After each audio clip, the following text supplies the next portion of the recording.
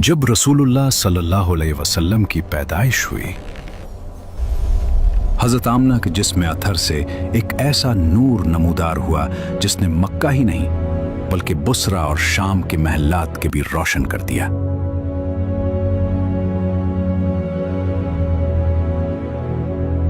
मोहम्मद मुस्तफ़ा सल्लल्लाहु अलैहि वसल्लम आलम वजूद में रौनक अफरोज हुए और पाकीज़ा बदन नाफ बुरीदा खतना किए हुए खुशबू में बसे हुए मक्का मुकर्रमा की मुकद्दस सरजमीन में अपने वालिद माजिद के मकान के अंदर पैदा हुए। बाप कहाँ थे जो बुलाए जाते और अपने नौ निहाल को देखकर निहाल होते? वो तो पहले ही वफात पा चुके थे। दादा बुलाए गए जो उस वक्त तवाफ़े काबा में मशगूल थे। सरदार मुबारक हो, आपके घर वो पोता पैदा हुआ है जिसने मक्का की गलियों को नूर से भर दिया है। अब्दुल्ला का बेटा मेरा पोता। ये खुशखबरी सुनकर दादा अब्दुल मुत्तलिब खुश खुश हरम काबा से अपने घर आए और वाल्हाना जोश मोहब्बत में अपने पोते को कलेजे से लगा लिया। ऐ मेरे लाडले, तू अपने बाप की निशानी है, तू मेरे उजड़े हुए घर की रौनक है। लोगों सुन लो, मैं इस बच्चे का नाम मोहम्मद रखता हूं ताकि आसमानों में अल्लाह और जमीन पर उसकी मखलूक उसकी हम्दो सना करे। ये वो नाम था जो अर्श पर पहले ही लिखा जा चुका था। अब्दुल मुत्तलिब ने दुआ मांगी और मक्का के दरो दीवार सुबहान अल्लाह पुकार उठे। इसके बाद अबू लहब की लौंडी सोइबा खुशी में दौड़ती हुई गई और अबू लहब को भतीजा पैदा होने की खुशखबरी दी। मुबारक हो, आपके भाई अब्दुल्ला के घर बेटा पैदा हुआ है। क्या कहा? अब्दुल्ला का बेटा? ये तो बहुत बड़ी खुशखबरी है। जा सोबिया, इस खुशखबरी के सदक़े आज से तू आजाद है। मैंने अपने भतीजे की विलादत की खुशी में तुझे गुलामी से निजात दी। अबू लहब ने इस खुशी में शहादत की उंगली के इशारे से सोइबा को आजाद कर दिया, जिसका समरा अबू लहब को यह मिला कि उसकी मौत के बाद उसके घर वालों ने उसको ख्वाब में देखा और हाल पूछा तो उसने अपनी उंगली उठाकर यह कहा कि तुम लोगों से जुदा होने के बाद मुझे कुछ खाने पीने को नहीं मिला, मगर इसके कि सोइबा को आजाद करने के सबब से इस उंगली के जरिया कुछ पानी पिला दिया जाता हूं। सबसे पहले हुजूर अलैहिस्सलाम ने अपनी वालिदा हजरत बीबी आमना रजी अल्लाह अन्हा का दूध नोश फरमाया। उसके बाद अबू लहब की लौंडी हजरत सोइबा का दूध नोश फरमाया। फिर हजरत हलीमा सादिया रजी अल्लाह अन्हा आपको अपने साथ ले गई और अपने कबीले में रखकर आपको दूध पिलाती रहीं और उन्हीं के पास आपके दूध पीने का जमाना गुजरा। शुरफाए अरब की आदत थी कि वो अपने बच्चों को दूध पिलाने के लिए देहातों में भेज देते थे। देहात की साफ सुथरी आबो हवा में बच्चों की तंदुरुस्ती और जिस्मानी सेहत भी अच्छी हो जाती थी और वो खालिस और फसी अरबी जबान भी सीख जाते थे। हजरत हलीमा सादिया रजी अल्लाह अन्हा का बयान है कि मैं बनी साद की औरतों के हमरा दूध पीने वाले बच्चों की तलाश में मक्का को चली। इस साल अरब में बहुत सख्त कहत पड़ा हुआ था। मेरी गोद में एक बच्चा था, मगर फिक्र फाका की वजह से मेरी छातियों में इतना दूध नहीं था जो उसको काफी हो सके। रात भर वो बच्चा भूख से तड़पता और रोता बुलबुलाता रहता था और हम उसकी दिलजोई और दिलदारी के लिए तमाम रात बैठकर गुजारते थे। एक ऊंटनी भी हमारे पास थी, मगर उसके भी दूध ना था। मक्का मुकर्रमा के सफर में जिस खच्चर पर मैं सवार थी वो भी इस कदर लागर था कि काफिले वालों के साथ ना चल सकता था। मेरे हमराही भी उससे तंग आ चुके थे। बड़ी बड़ी मुश्किलों से ये सफर तय हुआ।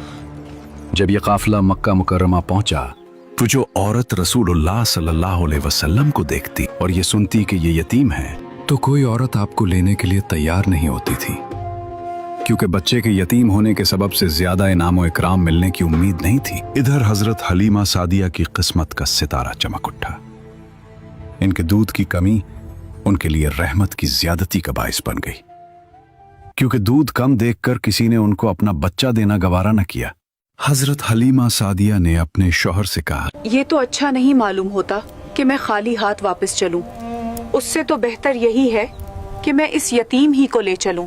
शौहर ने उसको मंजूर कर लिया और हजरत हलीमा उस यतीम को ले आई, जिससे सिर्फ हजरत हलीमा और हजरत आमिना ही के घर में नहीं बल्कि कायनात आलम के मशरक व मगरिब में उजाला होने वाला था। हजरत हलीमा की सूई हुई किस्मत बेदार हो गई और सरूर कायनात उनकी आगोश में आ गए। अपने खेमे में लाकर जब दूध पिलाने बैठे तो बारान रहमत की तरह बरकात नबूवत का ज़हूर शुरू हो गया। खुदा की शान देखिए कि हजरत हलीमा के मुबारक पिस्तान में इस कदर दूध उतरा कि रहमत आलम ने भी और उनके रजाई भाई ने भी खूब शिकम सैर होकर दूध पिया और दोनों आराम से सो गए। उधर ऊंटनी को देखा तो उसके थिन दूध से भर गए थे। हजरत हलीमा के शौहर ने उसका दूध दुहा और मियाँ बीवी दोनों ने खूब सैर होकर दूध पिया और शिकम सैर होकर रात भर सुख और चैन की नींद सोए।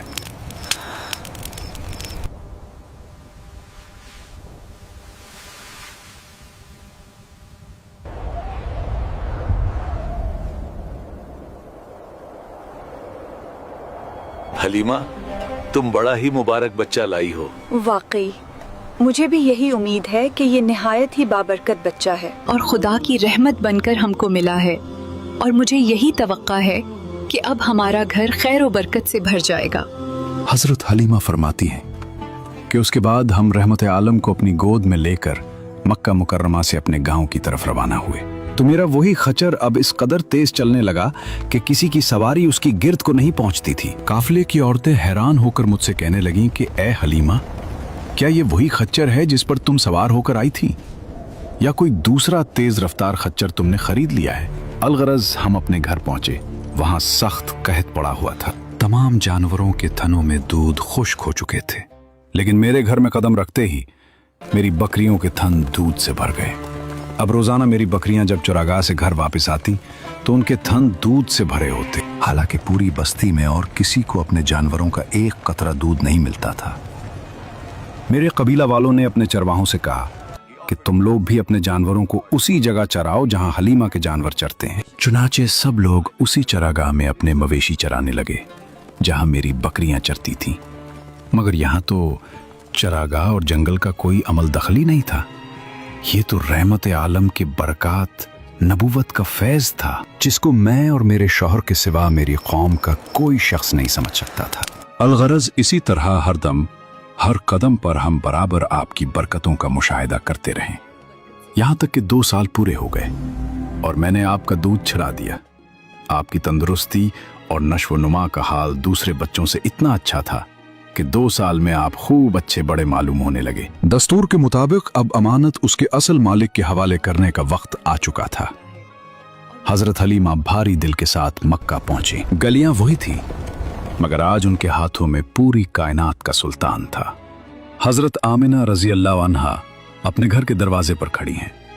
हजरत हलीमा रजी अल्लाह अन्हा बच्चे को उनकी गोद में देती हैं। हजरत आमिना रजी अल्लाह अन्हा ने अपने दिल के टुकड़े को सीने से लगाया और हजरत हलीमा को उनकी खिदमत के बदले बेपनाह इनाम व इकराम से नवाजा। मगर हलीमा के लिए सबसे बड़ा इनाम वो बरकतें थीं जो वो 2 साल अपने साथ समेटती रहीं। कायदे के मुताबिक अब अमानत लौटाने का वक्त आ चुका था, मगर जिन आंखों ने 2 बरस तक आसमान से बरकतें उतरते देखी हूं, वो इस नूर से जुदाई कैसे बर्दाश्त कर सकती? मगर मोहब्बत हमेशा कोई ना कोई रास्ता निकाल देती है। इसी साल मक्का में खौफनाक वबा फैली हुई थी।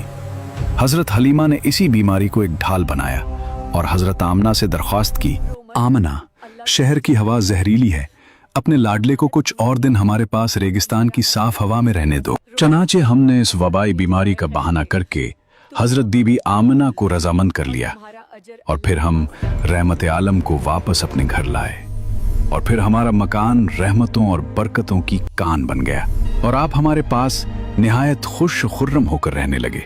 आप सल्लल्लाहु अलैहि वसल्लम घर से बाहर निकलते और दूसरे लड़कों को खेलते हुए देखते, मगर खुद हमेशा हर किस्म के खेल कूद से अलहदा रहते। एक रोज मुझसे कहने लगे कि अम्मा जान, मेरे दूसरे भाई बहन दिन भर नजर नहीं आते।